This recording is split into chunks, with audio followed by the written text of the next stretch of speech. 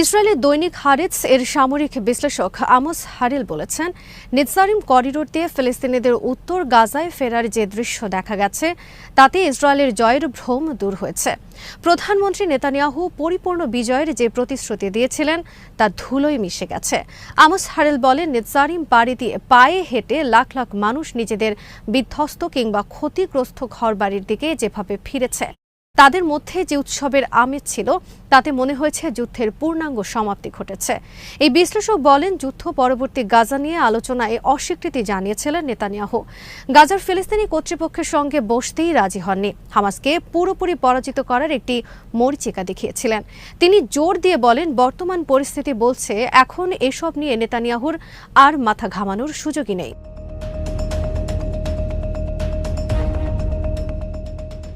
হামাসের শক্তি আগের তুলনায় বেড়েছে বলে খবর দিয়েছে রয়টার্স। সংবাদ মাধ্যমটি বলেছে, গাজা যুদ্ধ শুরুর পর বিপুল সংখ্যক নতুন সদস্য নিয়োগ দিয়েছে হামাস।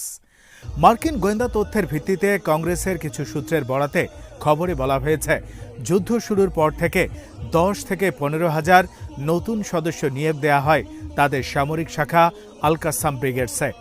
সূত্রগুলো জানিয়েছে, হামাস সফলভাবে নতুন সদস্য নিয়োগ দিয়েছে, যাদের অধিকাংশই তরুণ। খবরে সাবেক মার্কিন পররাষ্ট্রমন্ত্রী অ্যান্টনি ব্লিংকেনের বক্তব্য তুলে ধরে বলা হয়, যুক্তরাষ্ট্র মনে করে গাজায় হামাস যত সংখ্যক যোদ্ধা হারিয়েছে তার প্রায় সমান সংখ্যক যোদ্ধা নিয়োগ দিয়েছে। তার মানে তাদের জনশক্তি হ্রাস পায়নি।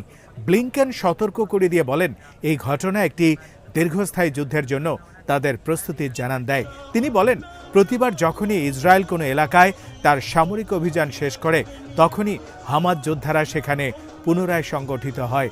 তারা পূর্ণ দমে যুদ্ধে আবির্ভূত হয়।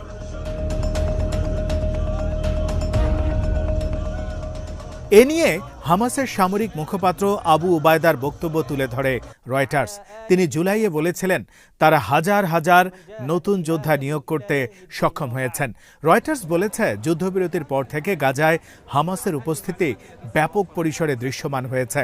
হামাস পরিচালিত প্রশাসন দ্রুত নিরাপত্তা ব্যবস্থা পুনর্বহাল এবং উপত্যকার বেশ কিছু অংশে মৌলিক পরিষেবা পুনরুদ্ধার করেছে।